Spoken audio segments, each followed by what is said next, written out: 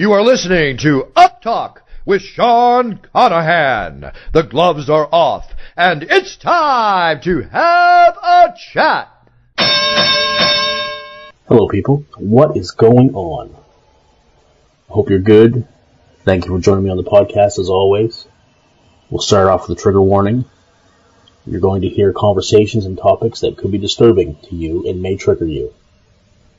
So make sure you do your due diligence and do whatever you need to do to get yourself in a good state of mind, prepared to listen to the podcast and get the most out of it. Okay, that's your job. You have a job too, and that's it. Okay? Thank you for that. As you know, the home of UpTalk is the Mental Health News Radio Network. Check them out at www.mentalhealthnewsradionetwork.com. Awesome platform, online platform of over 30 mental health shows. We are the first Canadian show. The network has an international audience of 6.7 million. It's blowing up. Please check it out. There's going to be lots of shows on there that I'm sure will interest you, as they span the full range of mental health topics. So check them out. Of course, you can check out Twitter, Facebook, Instagram, and YouTube, all UpTalk Podcast. Okay, that's all you have to search. And if you see fit to do so, please like them, subscribe to them, share them, leave me comments, engage with me, please. I would love that. And taking an extra second to do that is really a way that you can help the podcast. The podcast is free. It will always be free. But this is a way that you can show your appreciation for the show. Take an extra second and do those things, please. And if you or an organization you think might be interested in sponsoring the podcast, we are looking for sponsors. So email me at uptalkpodcast@gmail.com and we can get that rolling. Okay? Before we get to our guests, I want to talk a little bit about hashtag Own Your Growth again. We'll be talking about it all year. I'll be giving you updates. So I'm doing this as well, because it's time for me to stop with the excuses and take responsibility for my own growth. So here's what I'm doing. I know that regular meditation, regular yoga, regular exercise, I like to lift weights, so regular weightlifting, and eating well, eating better, all help me feel better, all benefit my mental wellness. But I have not done those things consistently, like probably many of you, I would guess. So the eating thing I'm pretty good with. I have a pretty good eating routine down, and that's gone really well, so I'm not too much worried about that. So normally what I would do is say, hey, starting tomorrow, I'm going to meditate twice a day, I'm going to do yoga, and I'm going to exercise. I'm like an all or nothing kind of personality, which backfires. So I've taken a different approach. Here's what I'm doing. So starting with when we aired the first episode, I started with meditation. So I committed to meditating at least once every day. And I use an app called Productive. It's like a habit app, just to put in some habits and remind you to do them and keeps track of your progress. My wife actually suggested that app for me. So meditation every day. I'm going to do that for 3 weeks, 21 days. Apparently that's the time it takes to form a habit. So once I have that done for 3 weeks and I've been consistent, I'm going to add in yoga 3 times a week. And I use an app called Yoga Academy for that. Right here on my phone, I can choose a little beginner 15-minute routine for strength, for flexibility, and I can do that. Once I do that for 3 weeks, get that ingrained, then I'm going to start doing my strength and conditioning workout, also 3 times a week. That's my plan. I'm going to keep you updated. So far it's going okay. I feel good. So what you need to do is tell me what you do to own your growth.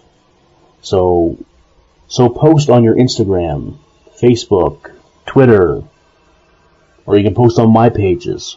and leave the hashtag Own Your Growth. Tell me what you do to take responsibility for your own well-being. That's what this year is all about. Only you are responsible for your well-being. No one else is. Can't blame anybody else, can't make excuses. It's not up to anybody else. And there's always little things you can do, no matter how small. Could be making your bed every day. Could be having a shower every day. Those are big things. I've been there when those things were hard. Okay? So start at whatever level you're at and grow from there. We'll all grow together. Cool. Alright, my guest. This episode is Paramedic Ontario.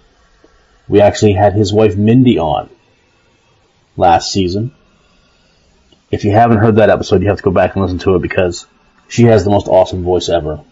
So you have to go listen. These guys are a PTSD super couple. Really love this chat. I hope you enjoy it. Buckle up. Let's meet Chris Piva. It was a dark and stormy night, nor'easter rolling in. Welcome to the podcast, Chris. It's a pleasure to have you on.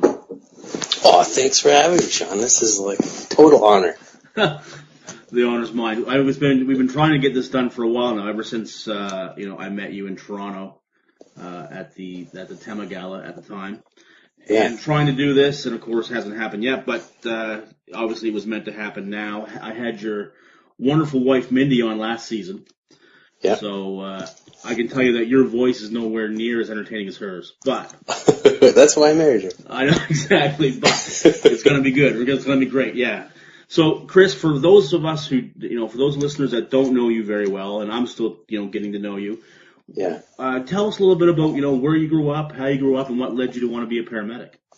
Okay, so right. I grew up in Hamilton, Ontario, on the mountain, and I know it's not a mountain, it's a Niagara Escarpment, but we call it the mountain in Hamilton. So, really? Okay. Upper Mountain, Stony Creek, Hamilton. My dad was a steel worker. My mom was a stay-at-home mom. And I'm the middle of three boys, so Eddie, Chris, and Brian. I'm in the middle, and we're all 4 years apart. So our house was busy. There was like a lot of awesome times, and there was a lot of hard times. So my dad went through layoffs at Stelco for years, it seemed, and he was just like busting his arse to make ends meet and keep our house and do all that stuff. So I absorbed all that, and I watched how much my parents had like a work ethic. Like, beyond words. So, I took all of that awesomeness, and my mom said, what do you want to do when you grow up? And I was like, I don't know. She's like, you should be a kindergarten teacher. And I was like, I don't like university. I don't like writing essays. I'm not going to be a kindergarten teacher. So, I used to watch Rescue 911 with William Shatner, and absolutely. I fell into that trap.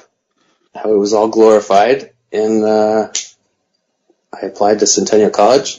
It took 2 years. I went to Fanshawe for pre-health, and then I got in at Centennial, and it just started to happen. So Mindy she was like a 6 month after me, so it wasn't like we had an extra cohort because there was such a demand for paramedics at the time. Right. And Mindy was like this squeeze-in class. So I ended up meeting her, and she fell in love with me while I let her splint my leg in the hallway at Centennial College. Nice. And we didn't start dating until the following summer. So she went and worked at Wilderness Tours as a rafting guide. And I got to work at Stelco with my dad as a summer student and learn what hard work and a dirty job's all about. Yeah. And I said I don't want to do that. So we graduated. I moved up to Muskoka, I think 2001 in June or May. And it's cottage country in Ontario, so it's like where everybody in Toronto really, like hockey players and movie stars and all that stuff, they go and they unwind. So there's tons of drinking. There's tons of recreational fun. Like dirt bikes, ATVs, snowmobiles, boats, all adventure stuff, and alcohol. So that combined, you get a lot of trauma, and that's what we got to see. And there's all rock cuts everywhere. So it's not a very safe place, and then you throw alcohol into the mix, and yeah, crazy speedboats with motors, you get a lot of chaos. So job security though for you. Yes, yeah, 100%. So yeah, everything was going awesome. We had a place on the river. I could catch pickerel off my dock. Wow. And we could go for like 10 boat rides right out to Muskoka Lake out of the river, and just like, it's paradise. It's God's country. So, so then I know that, I mean, obviously in 2008, things took a change for you guys. So, you know, between 2002 and 2008, how would you characterize your career? Or, you know, what did you think about the work that you were doing? Oh, we were flying high like eagles. Like, really? Nothing could stop us, making tons of money. There was never a shortage of work. And we were like impacting our own lives and everyone else's. Like, Mindy and I took a lot of pride in our job, and I feel like we were always level-headed. Like, Mindy and I were always nice and calm and pleasant with everyone we crossed. And it eventually took a toll. Like, you start to get kind of hard and callous, and you grow cold, and it's insipidous. Like, it just takes over. When did you, looking back, when do you think you started to become aware of that? Or did you? Oh, like I as soon as I saw Mindy go through it, I was still oblivious for 4 years. You were. Right. So 2008, Mindy has a horrific call, and she gets diagnosed with PTSD. Yeah. So, and, I mean, yeah, and you're doing the same job. And you're also a paramedic.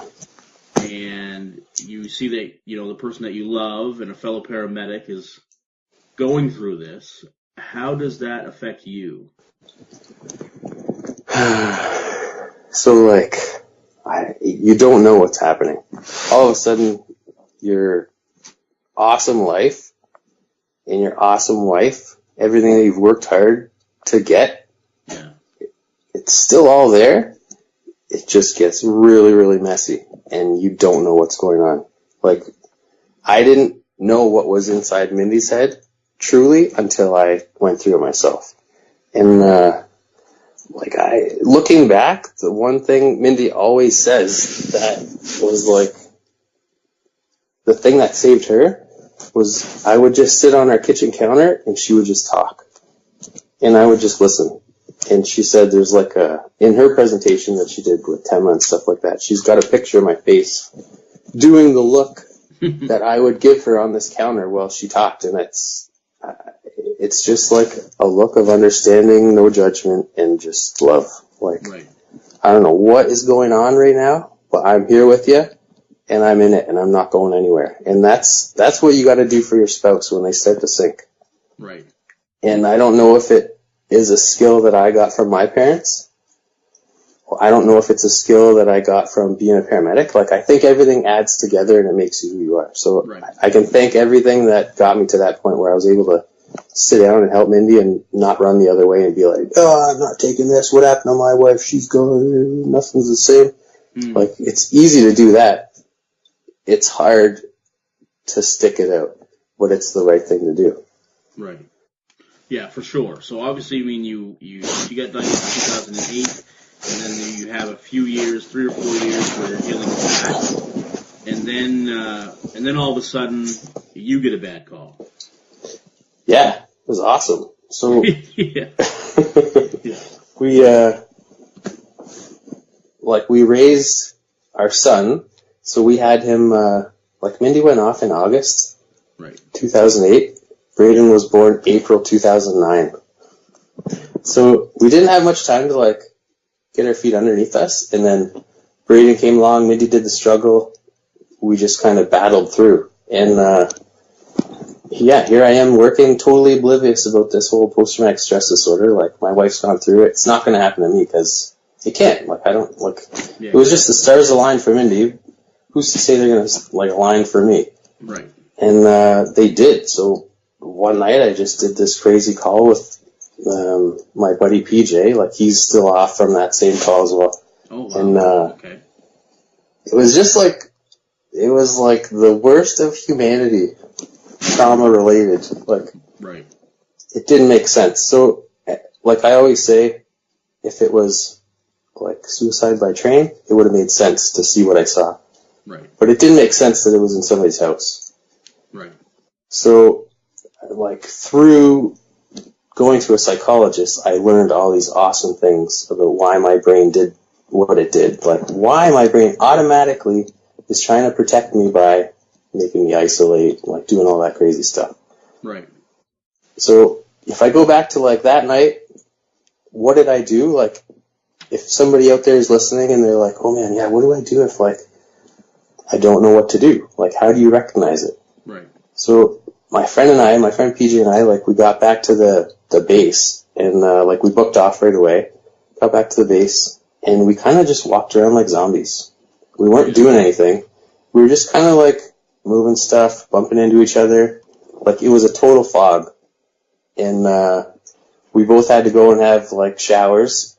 And as I came out of the shower, like, I got dressed in my civvies. It was like 3 a.m. I'm like, I'm going home. It's a long weekend in the summer. I didn't give a shit. I was done. And I knew he was too. And dispatch tried to keep us on the cars. And I'm like, listen, you do not understand. I'm going home. Like, you guys are on your own. I totally abandoned ship. And it was self-preservation. Right.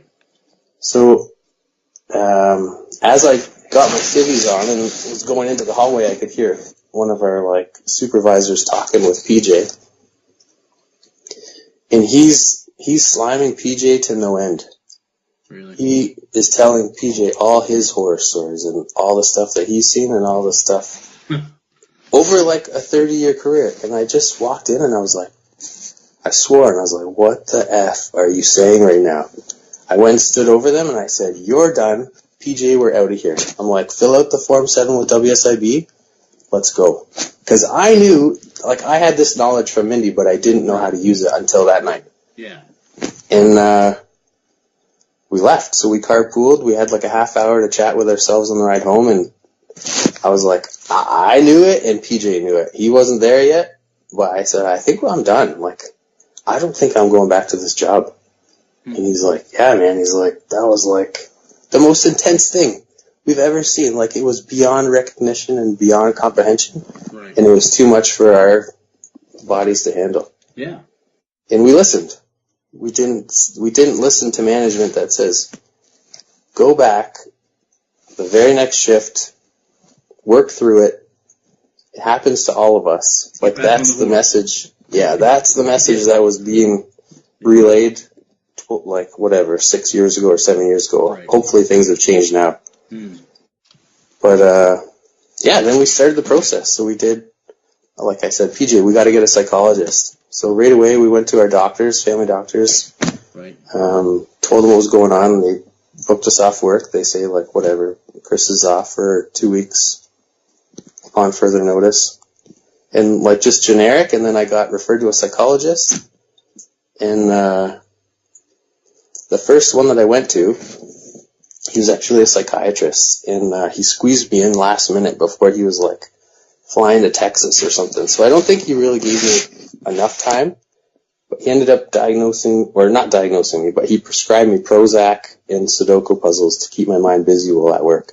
So that was my first like interaction with a psychiatrist, and I was devastated. Yeah.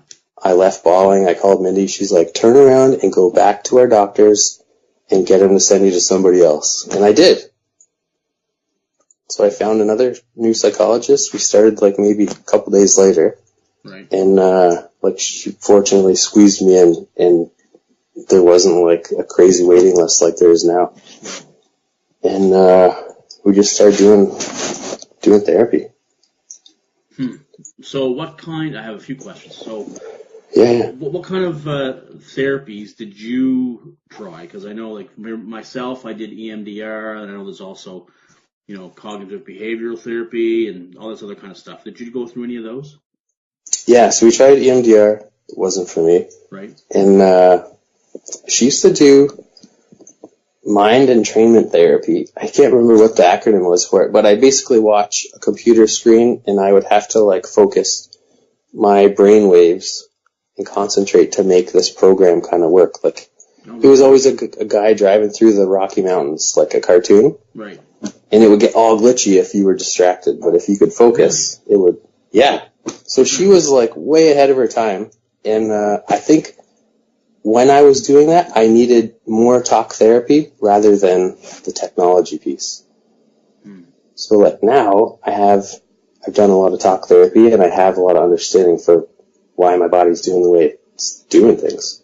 Right. And now the science kind of can prove it, like, yeah, it's legit. So what were things like at home? Because you're diagnosed now. You're going home to someone who's already been diagnosed. You know, what was that dynamic like? It was awesome. Really? No, I was running around here like a rage monster, like punching doors, and like I would go downstairs and just beat the piss out of my couch. Right. Like beyond rational thinking. I was full on fight or flight 24/7, couldn't sleep, irritable as fuck, not eating healthy, probably drinking too much, avoiding everything. Yeah. Like, and then you have to schedule in all these family functions. So like my brother-in-law had a wedding. It was a total disaster for me. I showed up. I didn't drink at all. And I battled through to be there for pictures, but I don't think I was actually there. Like that's how detached I was from what was going on with just understanding what was going on with my body. And how was Mindy reacting to that? She was watching it happen, and she was 100% in my corner every step of the way. Like, what do you need is basically, right. It was the answer back then. And it still is now. Like, whenever anybody's struggling, you just say, what do you need? You listen for the answer, you do what they want, and life is good.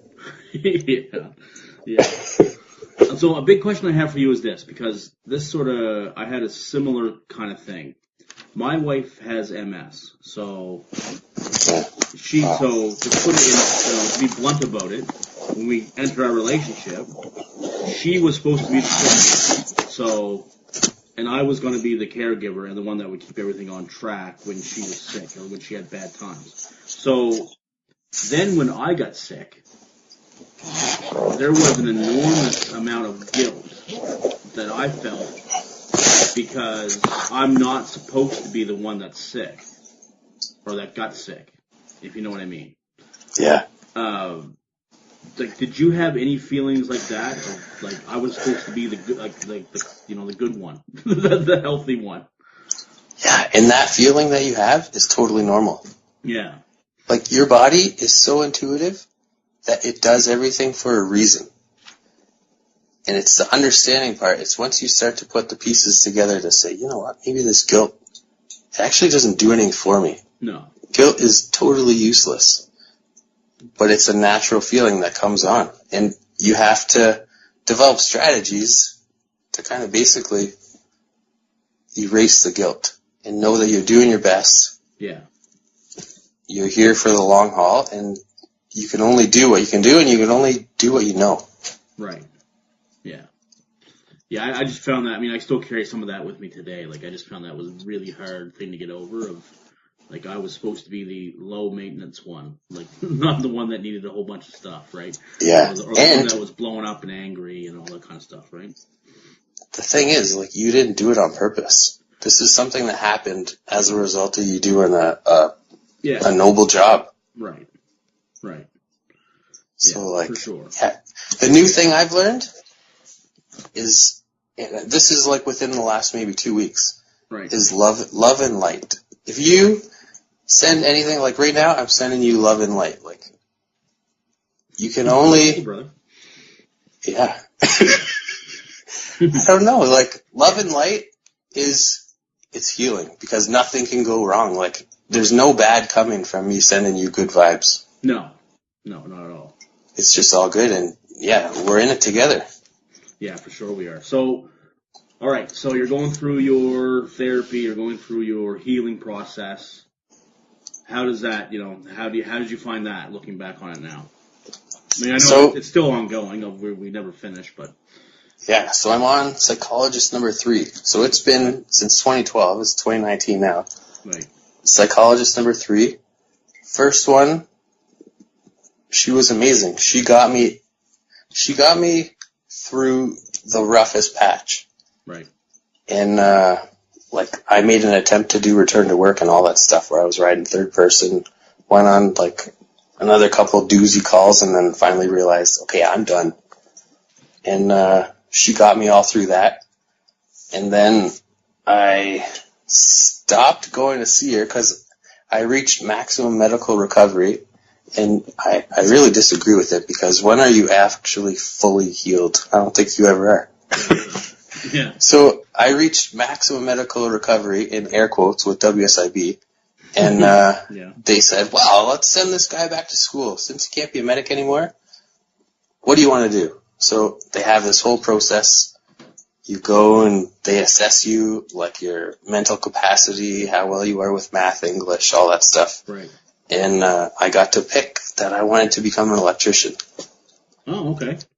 So I start right away. I start like a math upgrading class at Georgian here in town, and that bought me a couple months to sharpen my math before the class started. And like, I'm sketchy on the timelines, but I think January like 2014 everything started, so 2 years later.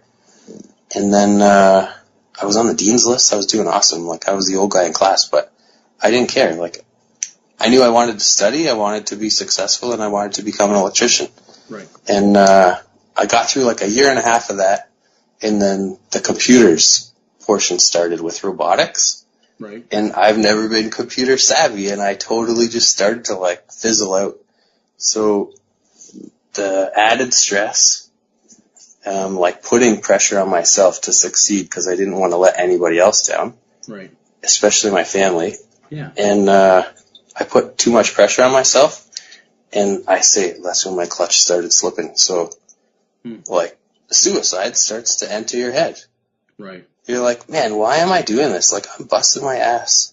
For what? I'm busting my ass for WSIB so that I can go back to work, so that they don't have to pay me to get better. Like, my whole mind was just like, wow, what is going on? Right. And I called Mindy. I was like, I got to be honest. I'm like, I'm not doing good. So we had a huge talk. And she's like, you got to talk to WSIB. She's like, we got to start getting you to a psychologist. Let's pull out of school, like take a break. And all that stuff started to happen. And I still didn't get to see a psychologist up until like maybe 2 weeks later. Right. And I forget, like the timeline's still really fuzzy. School's going good. Okay, yeah, this is it. So school's going good. Like a year and a half later, we get a puppy. And through this like whole co-op that I was doing, we were raising this puppy named Zoe. And she's like a fantastic dog. Right. And she ended up dying in her backyard. Like, it was traumatic. It was the worst thing ever. Like, I think it was the last thing I needed. Yeah. And my son found her. Like, it was just beyond not okay. Yeah. And that's when my clutch really started to slip. So then, like, all this stuff starts coming back. Then I get a psychologist. They pull me out of school altogether. And I just start working on me again. And that's where I've been from, like, for the last 3 years, 2016 to 2019. Just working on me. So that one psychologist that I had, she took me to a certain point, and I kind of realized, okay, I think I've reached a point where I need to reach out and try somebody new. So I followed my gut. I did what WSIB wanted. I jumped through the hoops. I ended up getting this new psychologist. She's I think a psychotherapist at the psychologist's office. And she's like totally helped me with that exponential growth. Right. Like in the last, whatever, year I've been visiting or like have appointments with her, like even Mindy says, like, look at you, like, look at how much awesome stuff is happening in our lives. And it's like huge thanks to her. Like, she's given me some awesome tools and insight. And like the future's bright again. Like just this morning, we were all getting ready for stuff, and I was getting my son off to school. Mindy's getting ready to go to work, and I just looked at Mindy, and I'm like, Mindy, I really love my life again. like I started crying, and she gave me a big hug, and I'm like life is actually getting amazing again. Like I have that zest for life, and I hope it keeps coming. And I know that it won't last forever. There's going to be a lull, but that's okay. Right. That's part of growth. Yeah, absolutely. So I want to stay on this growth thing because I was talking to you. The theme for this season of UpTalk is own your growth. So taking responsibility for your own well-being. So talk to us. Tell us some stuff that you do, that you purposefully do with the purpose of just maintaining your well-being or making a positive impact on your well-being. So to start just on myself, I get the proper sleep nutrition. Right. So I go to bed at an appropriate time, like 10 o'clock, and I wake up at 6:30. That is what is the right amount of sleep for me, and it took a long time to get there. Right. Like, I started on, like, pharmaceutical stuff, like, that they give you when you're really, like, in trouble, and then I got off all meds. Right. And it's hard work. Like, when you're not sleeping, life is fucking hard. Yeah. Nothing comes easy. Everything is hard. You're hungry, you're angry, you're irritable, you're a rage monster. Everything is bad. So get good sleep. Figure that out. Yeah. Moderate exercise. I know I have to do more, but what I'm doing right now is my best, and that's okay. It'll get better. Right. I've limited alcohol. I've actually almost eliminated it completely. Like, other than the odd social event, maybe twice, whatever, 3 times a year, I've limited alcohol out of my diet. Right. Healthy nutrition. Your body needs good stuff. Your body needs good nutrition. And then, like, hydration. Right. Drink water. So, like, that's working on me.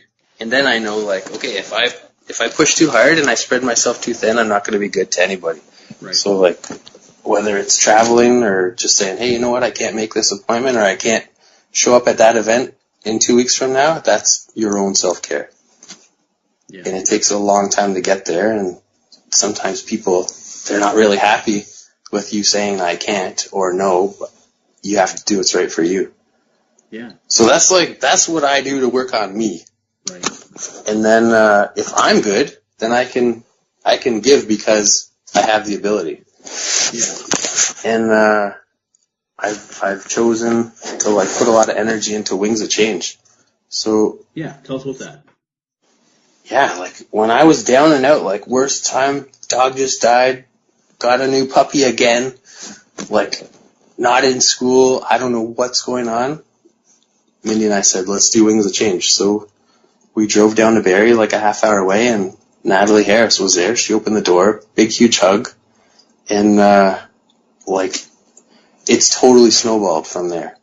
So, like, Natalie's awesome friends with us. She's created, like, such an amazing... Oh, for sure. Amazing thing. Oh my gosh, she's awesome. So, yeah. Hang around good people. Hang around people that have kind of walked that walk already, that are a little bit ahead of you, and they will give you some really good tools. And so I started going to meetings, and I wasn't doing any reading. I was just quiet, and then I started to share. Like, it took a while, and then Natalie had to take some time away from the group, and she said, Chris, can you chair the meetings? And I was like, oh my God, no. Yeah. Anyways, here I am, like, 2 years later. I've been chairing meetings in the Barrie now because Natalie's busy being Ward 6 counselor. Right. Like, she's got tons of stuff on her plate. Yeah. And she said, can you run the Barrie meetings? And I was like, yeah, sure. So here I am. I'm doing Barrie meetings twice a month, an Aurelia meeting once a month, and Bracebridge twice a month. So I'm running like 5 Wings of Change a month, and I love it. Like, I've met some awesome people. There's people that, like, they just went off work last week, and they're struggling to figure stuff out, and I could just share, like, a little bit of what will help them get through that week, or that day, or whatever. Yeah. And it's all about sharing resources and just whatever works.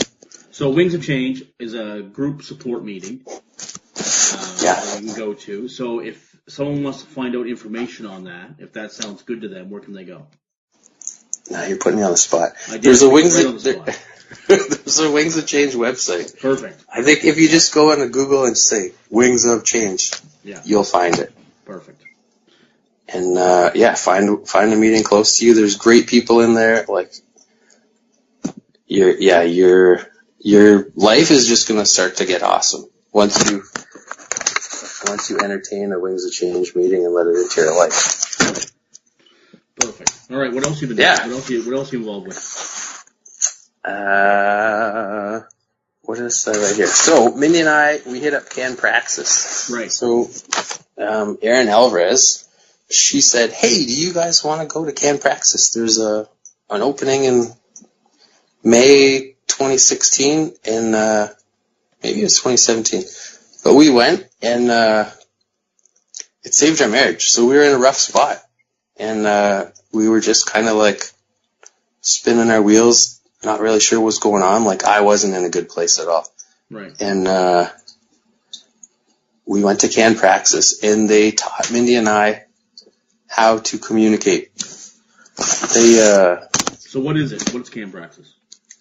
Can Praxis is basically equine therapy out in Alberta, and they have like a satellite ranch in Ontario. Jim Marland, he's a psychologist. He used to be a corrections officer. He owns the ranch. And then Steve Critchley, he's retired military, and they're incredible. Like, they are the duo. So they teach you about what energy you're putting out, what you're projecting. Right. And they talk a lot about pressure and release.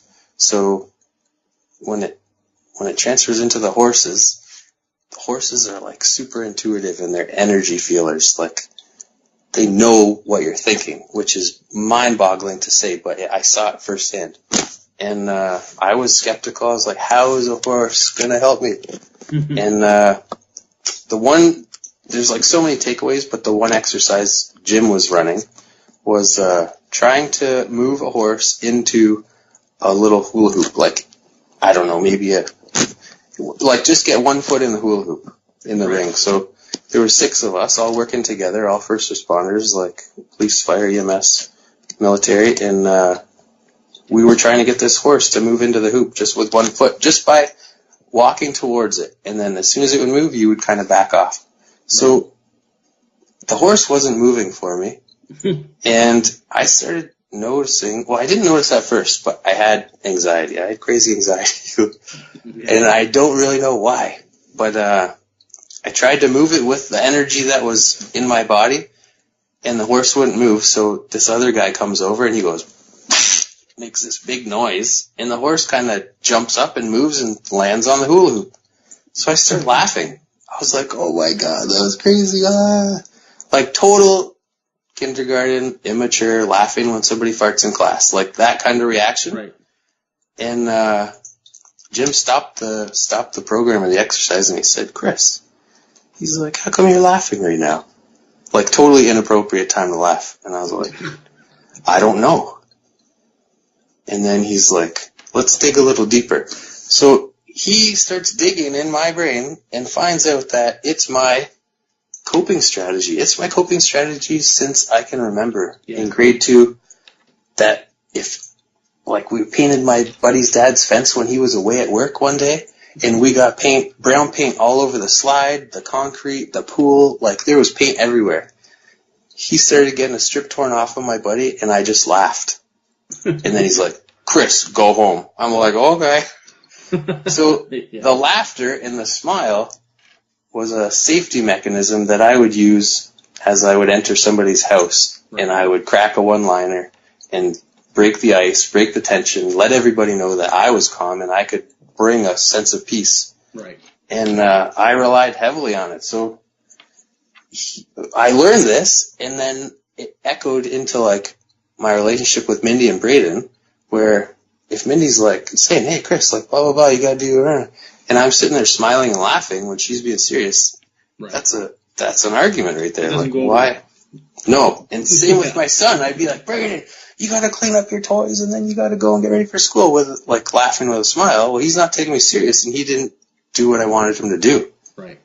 So I learned something huge about myself, and I've really focused on being like aware of when I choose to smile now. Like it's not something that you just do all the time. And I didn't know that. As I laugh right now, and you do too. It's like, what the heck? So I can relate to that big time, because I think that's what, I do that as well. And I think I crack jokes at inappropriate times or make light of situations that are not light.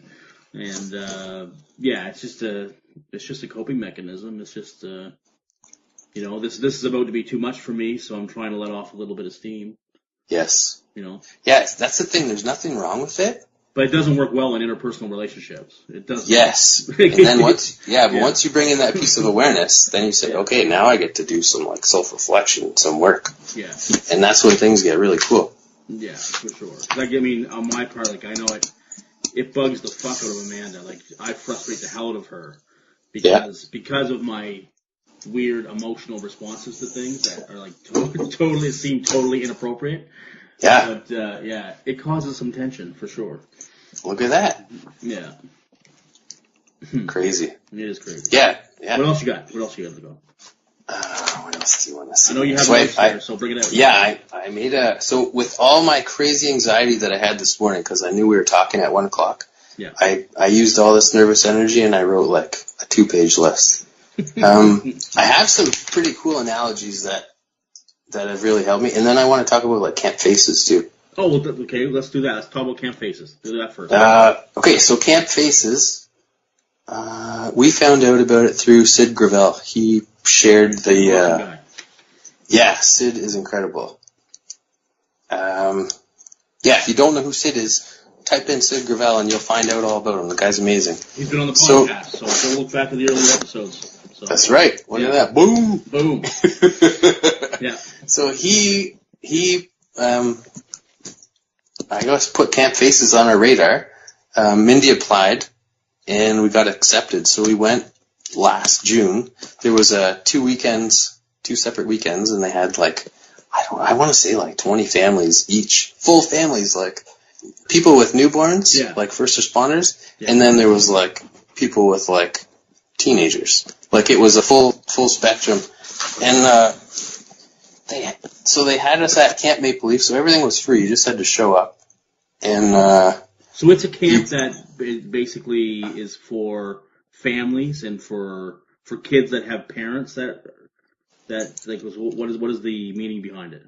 Yeah, so our camp, there's 2 separate ones. So there's the one that we went to, which is if you have a diagnosis of PTSD and you're a first responder, then you get to go, or a military member. Right. And you get to bring your family. And then the other one was for the one that, like, any first responder or military member that's died by suicide or on the job, right. It's their family that gets to go. So there's 2 separate, like they don't have them together at the same weekend. And like a phenomenal program. So like they have all these camp counselors that just come and if you trust them, take your kids away and like entertain them like at an awesome summer camp. Mm-hmm. So our son came away with new friends, confidence. How old was he when he went? 8 years old. Right. Like, he knows that his parents aren't the only ones that have this damaged brain or injured brain. So right. It was huge for him as well. Like, we made some awesome connections, and there's really, really awesome people out there. And you just have to start talking, and you'll find out that they're amazing. So that's what it is. It lets you reconnect with your family in a stress-free environment. And, like, we're like totally helicopter parents. Like, as first responders, you don't want anything bad happening to your kids because you know the end result. So right. we told these camp counselors, we're like, we're trusting you. We're like, please don't let us down. And then eventually, like, once the first day was over and our kid comes back, he's like, oh my gosh, I had the best time ever. Like, dirt all over his face. Yeah. The guy had a blast. And then we knew, okay, like, the next 2 days are going to be even better. Right. And what were you guys doing while he was away doing stuff? Yeah, so they had all activities. We made like those Malabead bracelets. Okay. And we had painting activities, and they had like the rock climbing wall. Oh. We had like bonfire talks. there was like a lot of really cool stuff, and you were allowed to kind of engage as much or as little as you wanted. Like, there is no judgment. Everybody's just like the biggest hearts. And I felt like, honestly, when we showed up, I thought we were celebrities. They were carrying our bags. Hey, the Piva family. I'm like, oh my gosh, this is amazing. Yeah. So it was nice to be able to have a weekend like that, not to worry about what's in the fridge, not to worry about any appointments, not to worry about nothing. Just go reconnect, have fun, let your guard down, right, and reconnect with people in your family. So I assume that this is something that people can search as well. It's probably get a website. Camp Faces, yeah. I suck. I should write down all this stuff because we're doing a talk for them in April in Niagara Falls. Yeah, but I don't have the link or anything, and my brain is totally dead. This is where Mindy is like my better half. That's totally fine. Because I knew a little bit about Camp Faces only because I saw a post from Angela Jevedan, who I think is also went to Camp Faces, obviously. So it seems like a really cool camp. So even to like make that even cooler, if it's even possible, Renee, she is one of like the leaders of it. Right. She approached Mindy and said, "Hey, would you like to do yoga at the Camp Faces that you're talking about when Angela went?" Right.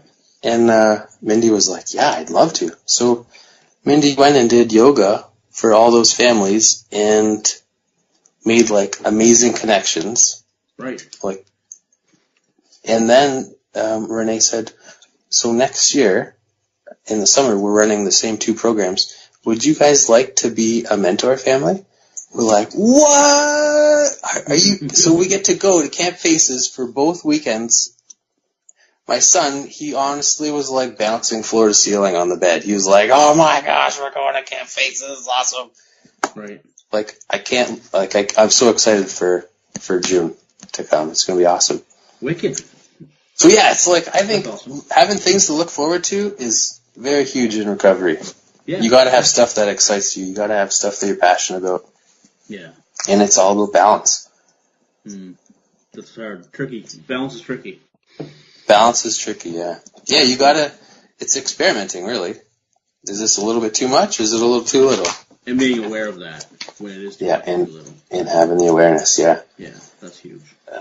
What else do I have for you? So I have a couple analogies. Like, I really love analogies. The one I have, I always tell people at the Wings of Change groups, I'm like, you're the captain of your ship. Right. But you have no contact with any controls. You can only communicate with your mouth to get the ship to go left or right, faster, slower. So, in saying that, it's like, okay, so you have a psychologist on your team, or a psychiatrist, you got your family doctor, you got your spouse, you got your kids, you got your family, you got all those people, and you can pick and choose who gets to sit in the helm with you. Right.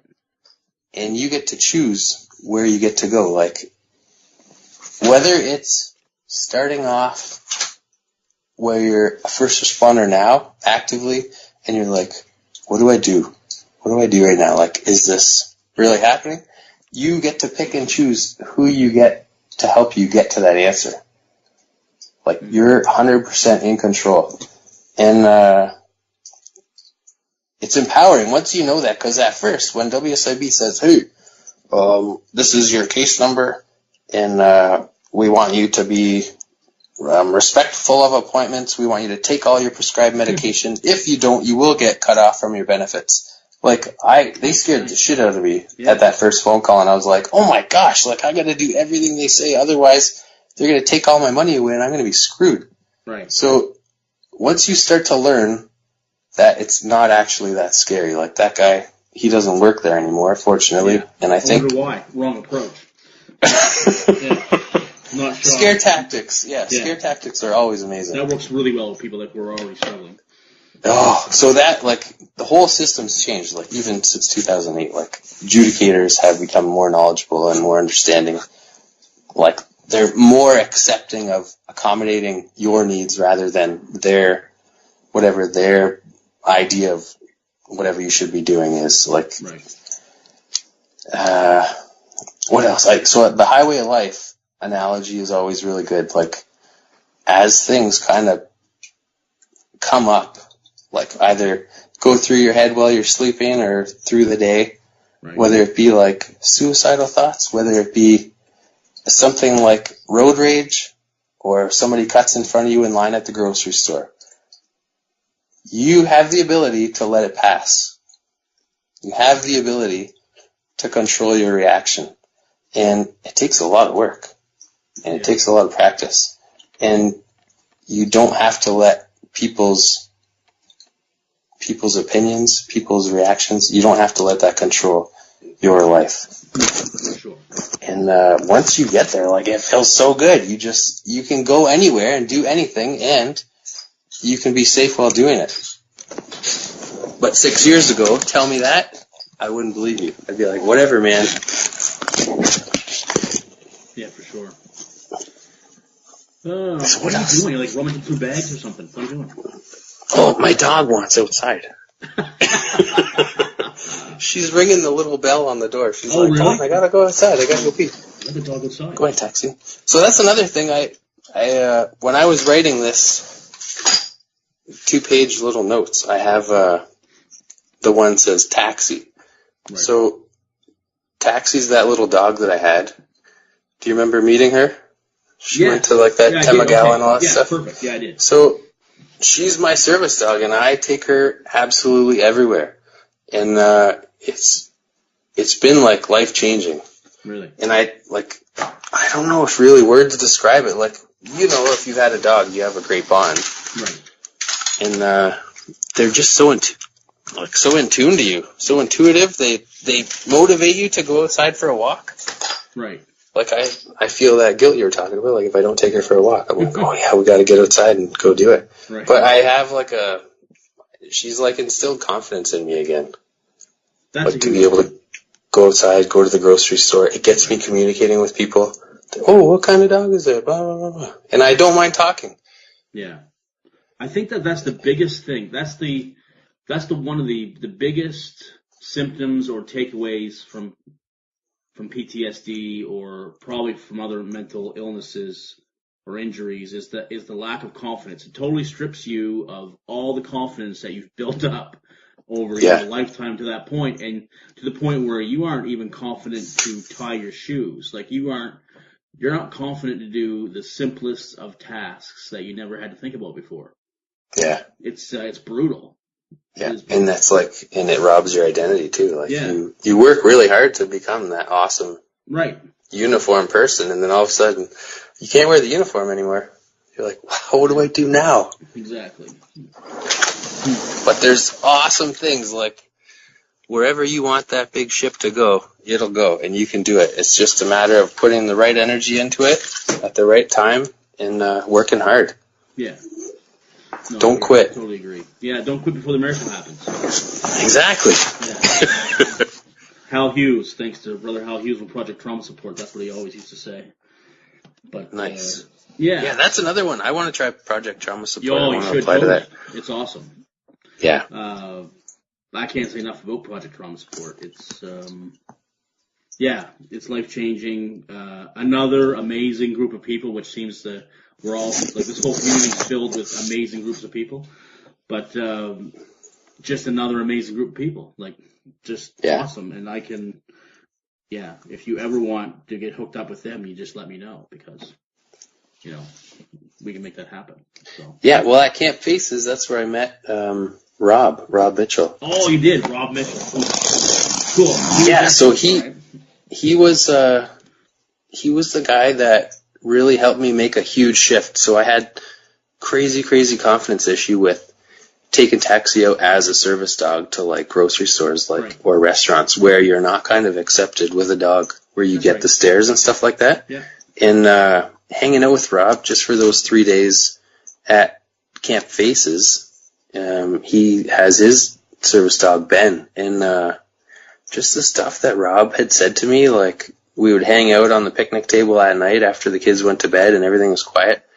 And he really did kind of refill me with confidence. He's like, man, Taxi is an amazing dog. He's like, she's doing what's right for you. Like, do what's right for you and don't look back. Right. And that was one of the huge gifts that I got from Camp Faces, and especially Rob. And I'm like forever grateful for awesome people like that. Yeah, Rob is awesome. He's amazing. He was I was blessed to have him in my cohort when I went to Project Trauma Support. And nice. Just, can't say enough about him. He's awesome. Yeah. But yeah, totally.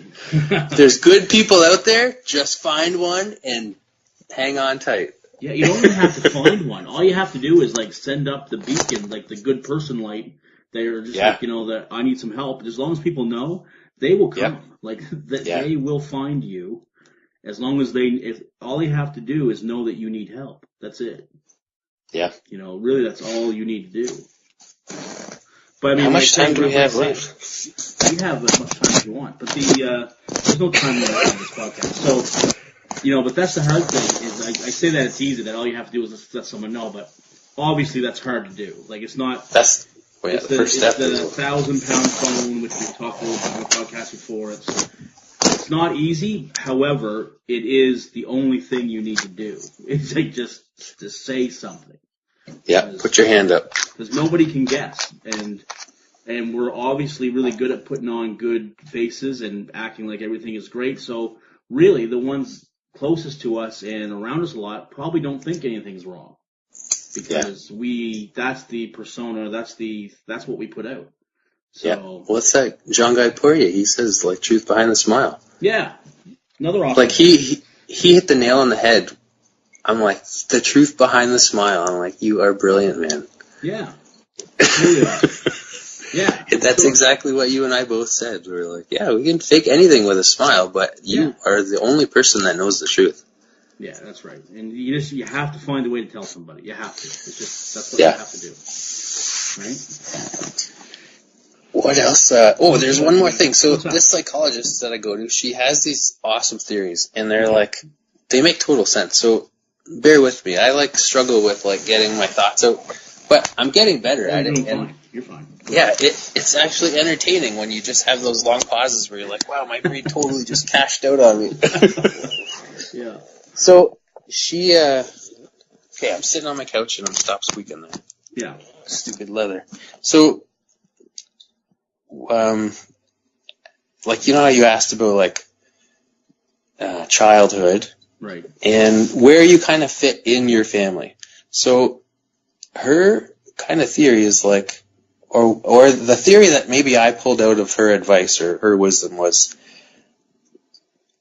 the people that fall into these positions, first responders, corrections, military, or community heroes, we come from the family dynamic where we were kind of like the glue that kept things together.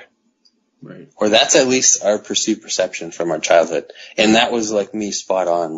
We would go into a mall. I was maybe 9, my brother was 5, and I would make sure I knew where Brian was every step of the way. Total hypervigilance. So that caretaker behavior started super early. And she seems to think that it's a lot of us fall into that. And that's our personality. So then we are awesome at doing our jobs, but we self-sacrifice so much that now we're all getting damaged and we're all like, whoa, what happened here? This is a whole generation of first responders that sacrifice life and limb for the public or for their country.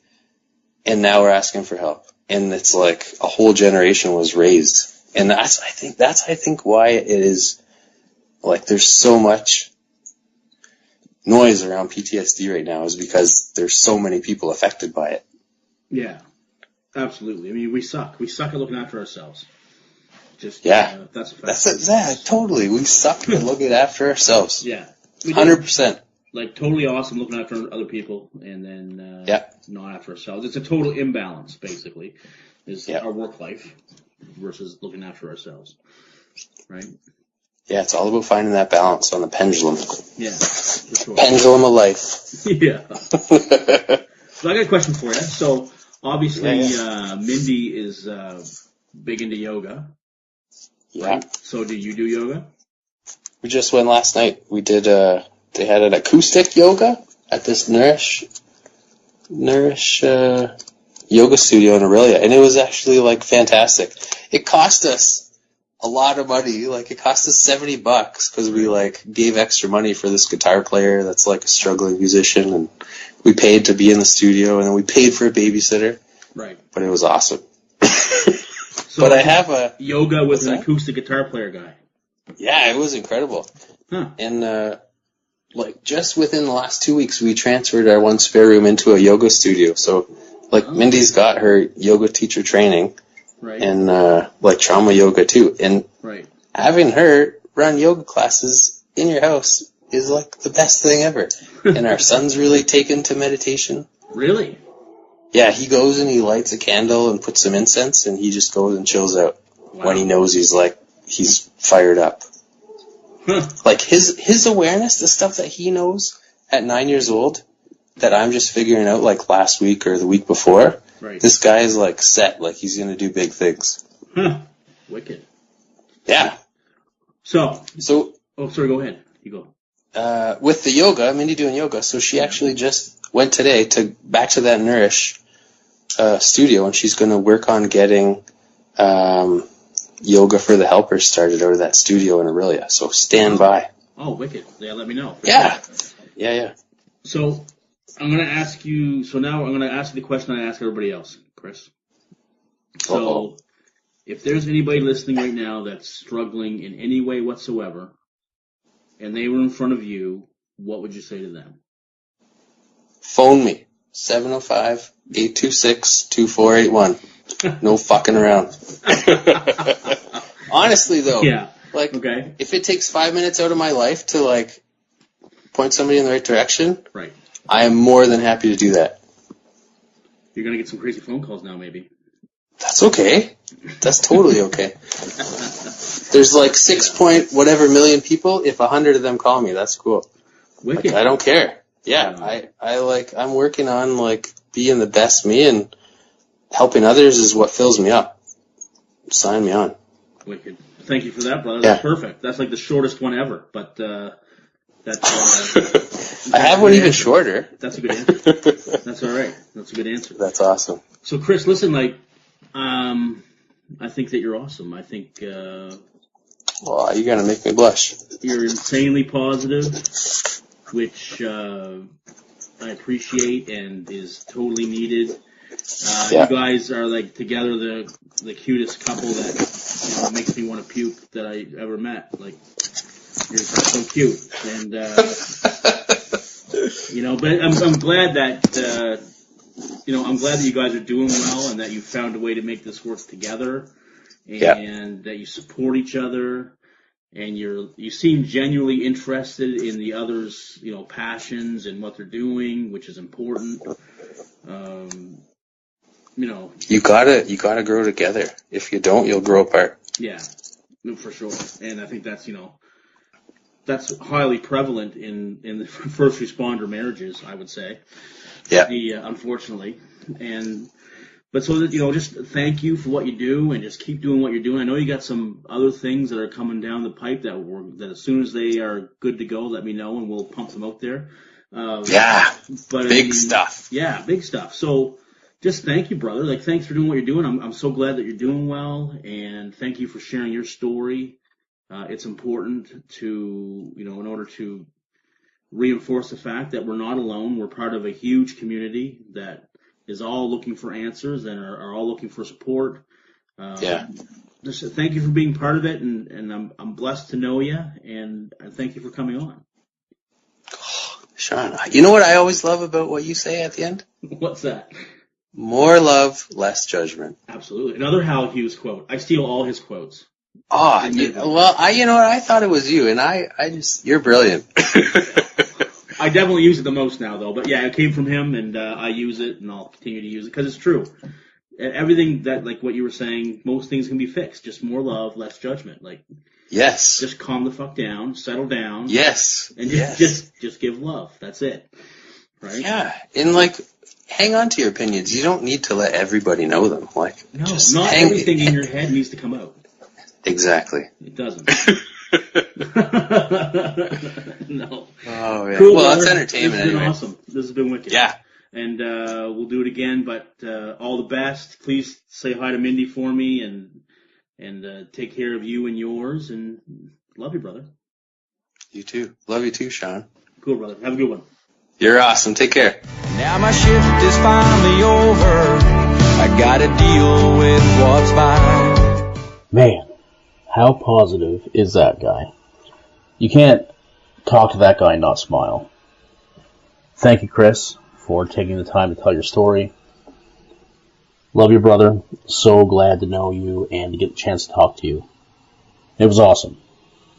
Okay, people. So remember, check us out at thementalhealthnewsradionetwork.com. Search UpTalk Podcast on Facebook, Twitter, Instagram, YouTube. You can also get the podcast wherever you get your podcasts. There was actually an issue with Stitcher that a listener reached out to me and told me about, and I got that fixed. So we're now on Stitcher. Everything's good. But we should be on Apple Podcasts, Stitcher, as I mentioned, Google Play Podcasts, wherever you get them. Let me know if there's a problem. A couple places I want you to check out. This is your homework. Okay? I want you to check out Legacy Place. Legacy Place Society. You need to go to legacyplacesociety.com. Check out all the good work that they are doing. Fabulous organization. Can't even get into all the stuff that they do because I don't have enough time. They're incredible. And I personally have been helped out by them. And they're amazing. So check them out. LegacyPlaceSociety.com. Also, check out Rally Point Retreat, which is in Nova Scotia. Check out rallypointretreat.org. And check out all the good work that the Grundys are doing. They're amazing. Wicked people. Lastly, I want you to check out the YouTube channel that Nick Halmacy and Colorado Hudkins have started called On Duty. And they're doing these videos. Recently I watched one about deconstructing a meme, because we always see these memes on Facebook now, on social media, with all these general mental health sayings and all this kind of stuff. You know what I'm talking about. Anyway, watch their video on memes. I think I'm going to get in on this. I think we're all going to get together, the three of us, and we're going to do some more meme work. It's going to be awesome. Watch for that. So check them out as well. Nick Halmacy, Colorado Hudkins, On Duty. It's awesome. Okay, guys, that's it for now. Please remember to own your growth. Hashtag own your growth. Tweet at me. Post on my Facebook. Tag me on Instagram with hashtag own your growth. Tell me what you're doing to take responsibility. Alright, and I'll keep doing my part too, and I'll update you next episode. Alright, guys. That's it for now. Until we get to chat again, take care of yourself and each other. More love, less judgment. 'Cause we ain't superheroes, we're just ordinary people trying to make a difference and the first on every scene. And it's a heavy, heavy burden to carry all this hurting when you can't unsee the things you've seen. It keeps going on. When those sirens are gone, it keeps going on. When those sirens are gone.